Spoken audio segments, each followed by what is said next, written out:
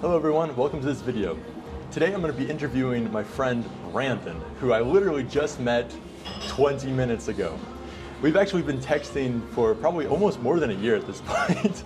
And Brandon lives in St. Petersburg in Russia. And right now he's in Moscow. So I reached out, it's like, hey Brandon, let's do an interview. I want to interview you and ask you about why do you live in Russia? So stick around, I'm going to be asking Brandon some questions. Hey Brandon, how you doing? Alexander, I want to just say first and foremost, thank you for inviting me to meet up, collab, and record this interview with me here in Moscow. Absolutely, man. I've been wanting to meet you for quite some time now. We've been texting just back and forth on Telegram, on Instagram. Yes, you slid in my DMs a year ago, so. Yeah, so man, the first question I want to ask you, how did you end up in Russia? Yeah. How did that happen? Yeah, that's a good question right there. And this is obviously the most popular question I'm asked here. So I'll break this story down as best as I can, okay? So let's rewind the clock back to December 2017. I was in the student union at West Virginia University studying for a German exam. Okay. And I heard two girls speaking behind me, at the table behind me. And I thought they were speaking German, so I was like, oh my God, this is perfect. I have two foreigners, two German girls right here speaking German. I'm gonna ask them for help studying for my final. And turns out that one of them was actually Russian. And I confused her speaking English. I thought she was speaking German, but she was actually speaking English, but she's Russian. But she said that she learned German to a B2 level, and she said that she could help me. So I was like, oh, great, fantastic. Can I grab your number and let's meet up maybe, and you can help me prepare for my final a little bit? And she agreed. And so, well, I'm sure you can imagine how the story continues. We started seeing each other slowly after that. Да, можно. Да, можно. Да. Спасибо. Oh, that's some good-looking borscht right there. Спасибо. Yeah, we got some borscht. Спасибо. Нет, спасибо. Не попал в борщ, Я верю, что я не буду spill it everywhere. Спасибо. Спасибо. And after that, 2018 rolled around, we started dating, and basically in May, her student visa finished, and she had to come back to Russia, and we continued through Skype, this online So you're saying that the entire reason why you ended up in Russia was because of a girl? I'm prefacing everything, but yes, let's just make your clickbait title right now and say this dumb American moved to Russia because of a girl. Okay. Okay. So and you moved in 2017. let me. I'm prefacing everything. Alexander John Lee. Okay.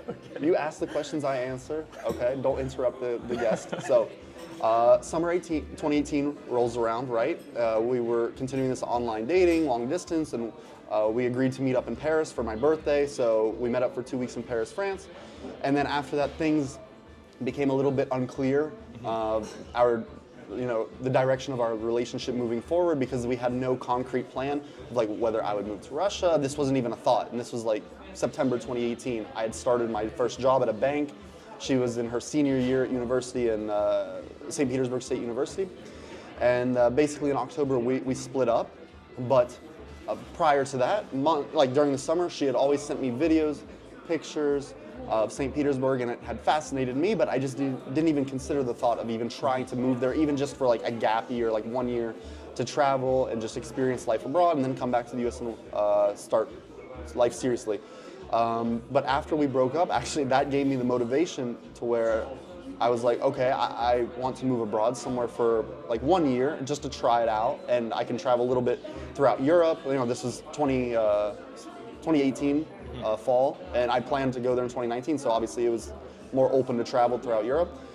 And so I can say confidently she opened the door for me to come to St. Petersburg, and that's why I chose St. Petersburg, not Moscow, is because I was already a little bit accustomed to what St. Petersburg was like, and I just felt like through some small research that Moscow was a little bit too big for me because I'm from a small town with only 30,000 people, Parkersburg, West Virginia, but I live in Wheeling, which is close to Pittsburgh.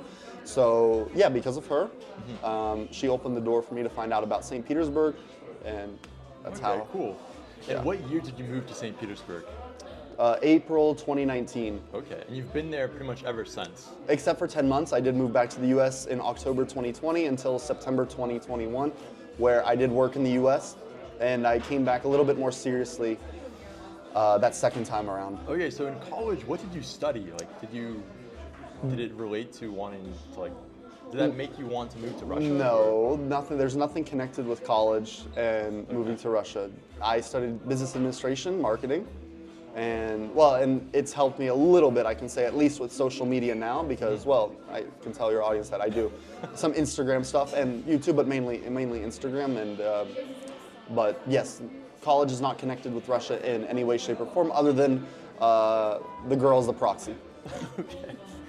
And so we were sort of off camera. You were talking about you're thinking about maybe moving to Moscow. Like, is that going to happen, or are you still pretty set on staying in St. Petersburg? For the time being, yes, I have a contract, I have a work visa, and I'm obligated to stay in St. Petersburg. But that doesn't mean I can't start preparing and thinking now about what's my next move because, through Hunter, I've noticed that in Moscow, all of these media opportunities, it's here. It's not in St. Petersburg, really, it's here. And I think I would need to be in Moscow in order to make this happen, make these opportunities come to life and come to fruition. So yeah, if I can continue growing on Instagram and maybe end up getting temporary residency, then I would absolutely consider moving to Moscow and making that leap and that next step. So like, okay, so you moved to St. Petersburg, but do you miss anything in the United States? Like, what keeps you in St. Petersburg? It can't just be girls. Like, that's not enough of a reason. Of course. That was just, of course, the opening, right? So, of course, when I moved in 2019, in April, that was like the perfect time because it was already in Celsius, I guess I'll say like plus 13, 14, it was sunny, and so I came at the perfect time where I just fell in love with the city completely, and I felt like from the beginning that there was like a red carpet kind of laid out for Americans here. Like, we're treated a little bit better just because it is very rare for an American to be in Russia, right? I think you can attest to that, right? I mean, I think actually there's a lot more Americans than people think that live in Moscow. I remember my dad was telling me in the 90s, early 90s, there was 10,000 Americans in Moscow. Holy crap. So I think now there's probably definitely more than that. Do you think there are more? I'd say there's a ton of Americans here. I heard a stat that there are only 5,000 in Russia now. This is now. No way. We'll have to check off the camera, FSB agent I met told me in St. Petersburg, which is his territory, there are only 300. So you can imagine in Moscow, obviously there's going to be a lot more. But I think now, just due to this situation, I think if we were to talk about pre-COVID, you'd probably be right. Maybe. But I also know there's a lot of Russians that I've met, and the Russians, they actually have American citizenship. I've met a lot of people like this in my university, and so, I mean, maybe you can be Russian citizen, you can be Russian citizen, but you also have American citizenship. Yeah. So, like, I don't know. I'm not sure how that works out, how they count it and tally it up. Yeah. But anyways, the point is, I really think there's a lot of Americans here. I think more than people expect. Yes.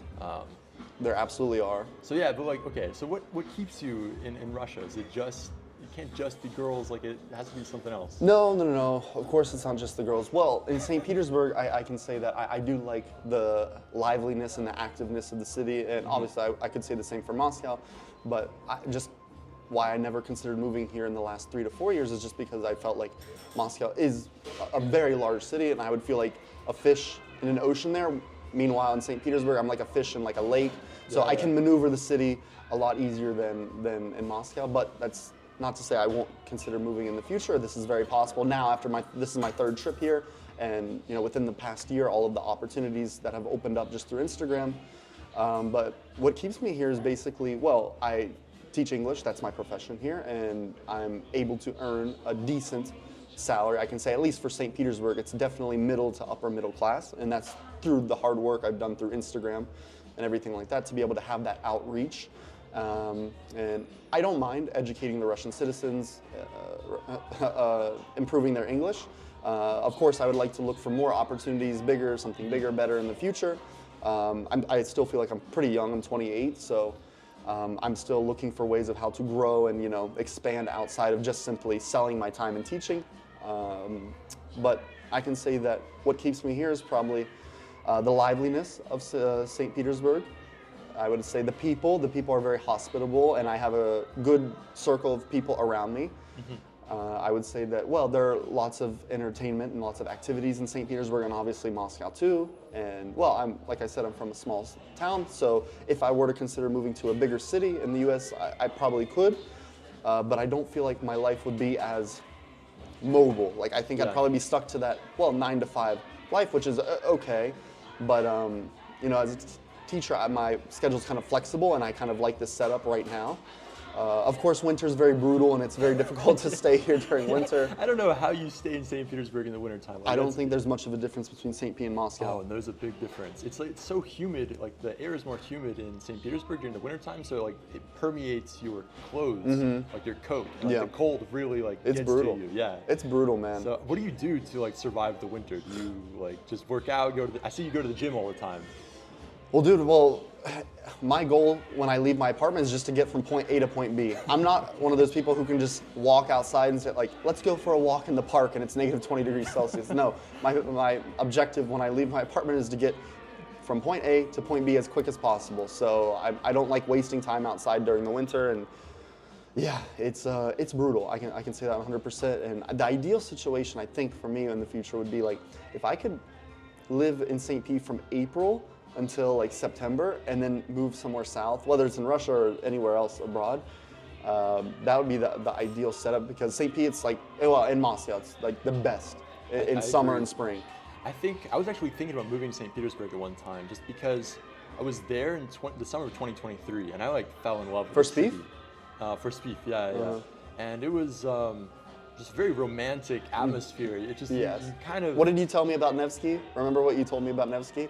No, I don't remember. He told me one walk on Nevsky and you'll fall in love with every pretty girl. Yeah, it's true. Yeah, it's. I mean, St. Petersburg is also more of a university town more than Moscow. Moscow is more of like a business. Yeah. And so, I mean, but yeah. Anyways, okay. Another question I have for you is, what was like?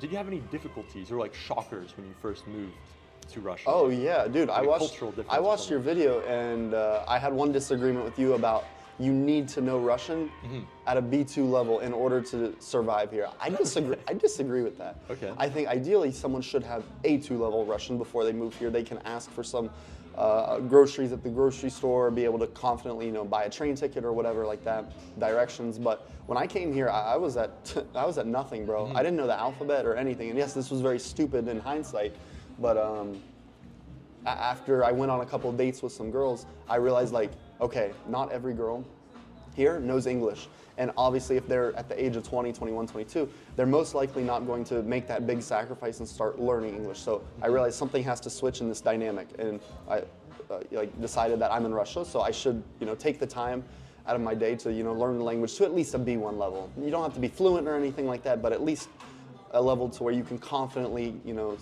поддержать разговор, right? Yeah. And yeah, so then I started learning Russian. So I can say when I first moved here, yes, obviously a big struggle was like I didn't read Cyrillic, whatever. I didn't speak at all, so I just kind of relied on people knowing English, which is obviously not true. It's not the European Union, so most people don't speak English. Younger people do, but so yeah, that was my first struggle. And was it hard learning Russian? It wasn't, because I found that motivation, and that was because I wanted to pick up girls and learn how to communicate with girls in Russian. So once you find that motivation, then everything becomes a lot easier. I just started watching YouTube videos. I started watching Major, a lot of TV shows with Pavel Priluchny, I want to say Pavel Durov, no, Alexander, what was his name? Anyway, so once you find that motivation to learn the language, it becomes a lot easier. I think that's the best way to learn any language, honestly. Yes. This applies to guys and girls. Yes. Like, if you want to move to a country and you want to learn the language, you have to find a boyfriend or a girlfriend. And you spend all your time with that person. You speak in the language with them. And that's the best way to learn the language. Have you heard of any of those stories where like an American guy or a foreign guy starts dating a Russian girl, she doesn't know English, and they communicate through a translator? Have you heard of any of those stories? I haven't. That sounds horrible. No, it sounds horrible, and I don't know how some people like even made that work for just even a small period of time. So that's why I didn't want to be like that.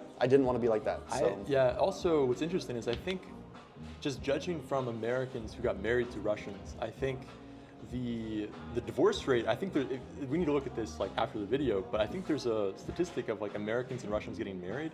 The divorce rate is like super high, and the reason why is because most of the couples, they don't actually, like the guy doesn't speak Russian to a high enough level, and he's getting married to a girl that he doesn't fully know. So like, if you want to actually have a long-term relationship, you really have to know the other person's native language. Yes, that is a good point. And well, we can even use ourselves as a sample, as a small sample side, because we're recently broken up with our girls too. So yes, but you're right. And I never thought of this before. I thought that, okay, I have B1 level Russian, like that's good enough if a girl, maybe she has B2 level English, but it's just not the same, to be able to dive deep into a conversation. So for the audience, if for anyone who's planning to move to Russia, please do your due diligence and just learn Russian to at least an A2 level before you come here. What is your level now, would you say? I think it's confidently B1. B1? B1, yes. I can support conversations, I can order, well, it's really weird for me ordering food. It's always a struggle for me because like some things are very specific. But yeah, I mean, I go on dates frequently with girls who don't speak English well, and I'm able to support the conversation, but not dive deep, Another question, like, what does your family think? Like, what do they think about you moving to Russia? Oh, this is where I can become vulnerable and say like, it's tough, man, because I'm an only child. Are you an only child? Yeah, I am. It's tough, man, being an only child because all eyes are on you. My mom and dad are divorced, and so, well, I'm closer to my mom, I'm not close with my dad, so that doesn't matter. But yes, it's difficult because, my mom, of course, would have preferred me to stay in the US. It doesn't even matter where, really, just anywhere, like, accessible. Yeah. Obviously, Russia's not accessible, so living so far away, it's really difficult because, yeah, I'm not able to see my mom as much, and she cries every time I leave, and the days leading up to that, and it's not easy to see, and I feel like I'm making some mistake. I think now she's kind of like accepted it, but it doesn't get any easier. I was just in the U.S. 2 weeks ago, so it was difficult again to leave her. My mom and grandpa thought like, okay, like Brandon had just broken up with his girlfriend, maybe like it's time to come back now and everything, but it's tough to leave. It's tough to leave when you live in St. Pete or Moscow. Well, it's tough to like fully leave. You just miss this place so much. Every time I go back to the United States and I'm there for more than a month, I get depressed. Yes. Just like the contrast of being in Moscow and then you move back to the United States. I mean, it doesn't matter where. If you're in New York City or any other like big city in the United States, you just feel kind of there's something's missing. I don't know if you feel that as well. There's a vibe here that's almost unexplainable. Some aurora in the air that's unexplainable, but when foreigners come here, you'll never meet a foreigner who will leave and say like, I didn't have a great time and I will never return again. You'll never meet a foreigner who says that. Every foreigner who comes here loves it, and they just want to return immediately. So since we ordered borscht, this is like a classic Russian dish. Like, what other like Russian food do you like? Do you have any other, or do you mixed? I think I've probably given Termak hundreds of thousands of rubles. I've given them so much money. So blin. It's great, these little crepes or whatever. Borscht, pelmeni, cutlets. That's nothing like specific to Russia, but like some cutlets with mashed potatoes and stuff like that. Some salads I really like, kapusta and everything. It's not Russian, but I think Russia has really good shawarma. I think they do a really good job, better than even some other countries. Plov, I know it's not Russian, but I think at a lot of places, restaurants, they make very good plov. But yeah, man, I mean, for the most part, I just eat it like Slabaugh because it's just quick. Yeah. They have, like a slab of chicken. You can get some, buckwheat, power food. Americans don't get it. I know. It's a power food. It's really, really good and very. It's so expensive in the United States. It's so expensive in the United States. Yeah, it's like $5 a bag or something. I was actually looking at shipping containers to ship buckwheat from Russia to the United States. And I got in touch with some people, and they said, yeah, like we can. Bro's acting like he can't afford a $5 bag of buckwheat. No, but like in the United States, it's just super expensive. How much is a bag here? Like 100 rubles? Yeah, I think it's less like 30 rubles or something. It's it's free pretty much. But anyway, so yeah, like another question I have is like, what are your plans? Like, you want to stay here in Russia? Like, where do you see yourself? I don't know, 5 years. I do think wifey's here somewhere. She's somewhere around here, Okay. but I don't know where exactly. I do think wifey's here. I would like to grow and kind of manifest in, myself into kind of like what Hunter's doing, where he's doing a lot of media projects. And I think my goal right now is I want to continue growing my Instagram. I'd love to reach 30K, 50K, and 100K would be like insane. I think so many doors just open up when you get to that 100K, and everything becomes possible. So just need to continue to be creative and, you know, make reels, because that's like it's like a cheat code for growing, almost like making reels. Like you can make 10 reels and one of them is going to do decent, and you'll pop up. Of views on those reels. Yes, man. yes, Crazy. Yes, but I've stagnated. I was at 27K 7 months ago, and I'm only at 28K now. So I need to become very creative and grow like Sasha Meets Russia, because she went from 0 to 150K in 2 months, dude. And I almost wanted to just die because no, 28K, it's respectable where I'm at now, but man, yeah, she really grew. No, and props to her. Her videos are fantastic. And well, she did it right. She targeted a foreign audience, and I'm only targeting a Russian audience because I'm an English teacher, and obviously that's the clientele base that I want. So I just need to, you know, continue to grow on Instagram. Would like to start some project here in Moscow, like some media project with something like Hunter's doing. And I can foresee myself staying here for 5 more years, but man, I don't know what the thing is, but when I'm in the US, my sleep and my body resets, and I don't have these bags under my eyes. But when I'm in Russia here, man, I don't know about you, but dude, these bags under my eyes develop. I don't sleep as well, and I think it's just the big city life. It consumes me, and it eats me alive. Yeah, I mean, you know, my plan is to not live in the city. Like when 5 years from now, I do not want to live in the city. I want to live like in a house somewhere for sure. So like, but that's not mutually exclusive. I mean, you can live somewhere in a house somewhere. Sure. But I'm okay with the city life right now. It keeps me active, and you know, I enjoy it. So we'll see in 5 years. It's hard to predict, because even 5 years ago from today, we wouldn't have said that we'd be like here, like doing this or doing that, because a lot has changed in 5 years. But I think it's difficult to predict that far ahead. But I would like to just continue to grow on social media, and I think that's like my path, and I think it's a great path for everyone. I mean, you started it, and just 3 months ago you weren't even doing this stuff, and look, you're monetized now, and you've cracked the YouTube code a little bit. Maybe. So yeah, my final question for you is like, what advice would you give to Americans or people who from the West, who are thinking about moving here? Like, moving what would you tell them? Well, first I can say don't believe in the propaganda. That's first and foremost. It's very safe here. It's very clean for the most part. It's not that dangerous. It's relatively safe for the most part. So way safer than in the U.S. in my opinion. And that's for the first thing. Second thing I would say is try to learn Russian just to a decent level if you can. Hire a tutor from Preply, whatever it's called. Just get a tutor from Instagram, or just download a couple apps, Duolingo, and if you stick to it every day, then do that for a couple months and you'll have a decent level. So learn Russian. The third thing would be like, I don't know, just don't even hesitate. Just do it. I would say come here as a tourist first, and then do that for maybe 10 days or 2 weeks. Decide for yourself if you could foresee yourself living here. Please don't be like one of those guys who are maybe 45, 50, they're divorced and they're like thinking about selling their property and like moving here. Don't do that. Come here as a tourist first. I met one guy back in March or April who told me he wants to move here. And well, I met him in St. Pete near my metro station, and he was just here on a student visa of all things. And yeah, he was like, yeah, I just hate the direction the US is going in right now. I'm thinking about selling my property and moving here.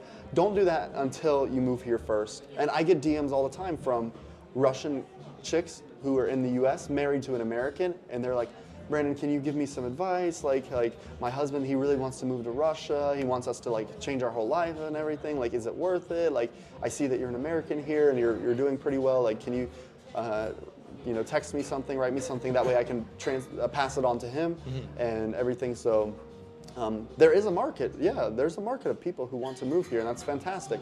If you'd like to do it, absolutely. Just get a consultation from Alexander, John Lee, or me. No, not doing it. Maybe I'll pass them along to you. Yeah. I can answer all your questions, and if I don't have a specific answer, I'll you know, pass whatever information on to someone who I can get information from. But there are Americans here, and as you can see, a lot of them are doing quite well. And yeah, just calculate this decision. You know, check all the pros and cons before doing it, and just do it. Just don't wait. The time to come to Russia is now. I think we both can agree that Russia has a good future ahead of itself. Yeah, the trend is like when I moved here in 2017, it wasn't as nice as it is now. Like I definitely see there's a trend, even when the war started. Like I feel What differences from 2017 to now have you noticed? Well, definitely 2017 to 2022 was like its own part of history. Like era, yeah. Its own era. Yeah. And then, 2022 to now, at first, everyone was like freaked out, everyone left, like all the expat people. Yep. But now it's like you see like everyone's coming back, they're like, oh my gosh, like this place is Yes. really, so I don't know. The trend overall is very positive. So I just see this place every year is getting better and better and better. Like the city is like amazing. So yeah. Guys, if Kamala wins, just move here. I'm serious. Kamala wins, just move here. So yeah, just that's it, man. Thank you for the interview. Do you have any other questions? That's it, man. I really appreciate you like coming on and like willing to do this interview with me. Of course, man. I'm glad that Alexander John Lee invited me to his big show.